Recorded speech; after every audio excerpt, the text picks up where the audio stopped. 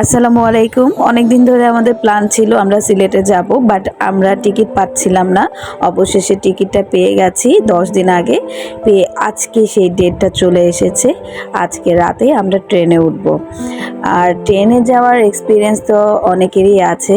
আসলে এই train journey করতে খুবই ভালো লাগে।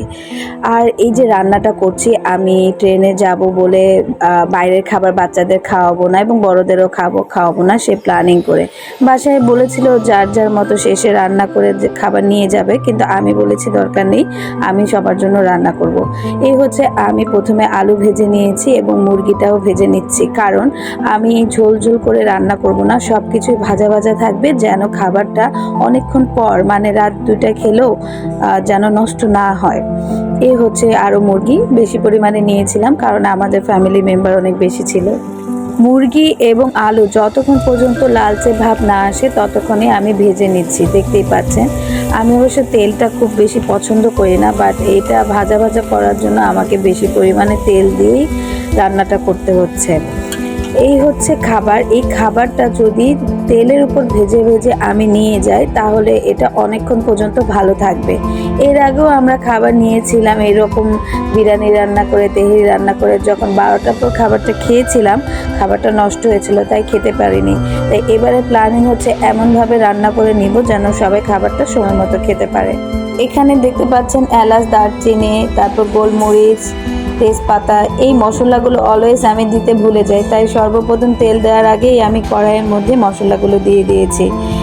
কড়াই অনেক গরম ছিল, তেলটা গরম হয়ে গেছে, সাথে সাথে পেঁয়াজ দিয়ে দিলাম। এখানে পেঁয়াজটা যতক্ষণ পর্যন্ত লালচে ভাব না আসে ততক্ষণ পর্যন্ত আমি এটাকে ভেজে নেব। আমার কাছে এখানে মনে হচ্ছে আমি যে তরকারিটা রান্না করব ভাজির মতো করে, সেটা তেলটা পরিমাণ কম হয়ে গেছে, কারণ আমি তেলটা দিচ্ছি না, যেখানে আমি মুরগির মাংসগুলো ভেজেছিলাম সেই তেলগুলো ওখানে রয়ে গেছে। এই হচ্ছে আদা, রসুন, মশলা যা লাগে, হলুদ, মরিচ, মাংসের জন্য যা যা দেওয়া লাগে সব কিছু দিয়ে এটাকে কষিয়ে নিচ্ছি। এমনভাবে কষাবো যেন তেলটা ভেসে ওঠে। যতক্ষণ পর্যন্ত তেল না ভাসে ততক্ষণ পর্যন্ত আমি এটাকে নাড়াতে থাকবো। এই হচ্ছে অনেকটা তেলটা ছেড়ে দিয়েছে। আপনারা এখানে যেমন কালারটা দেখতে পাচ্ছেন, বাস্তবে এর কালারটা আরও সুন্দর এসেছিল, এরকম দেখায়নি। এই হচ্ছে ভাজা যে মুরগি ছিল, আলু ছিল, সেগুলো দিয়েছি ছোট ছোট করে। মুরগি পিস, আলুর পিস করার একটি কারণ হচ্ছে আমি এই খাবারটা ভাতের সাথে খাওয়াবো না, এই খাবারটা আমি সবাইকে রুটি দিয়ে খাওয়াবো, যার কারণে ছোট ছোট পিস করে নিয়েছিলাম।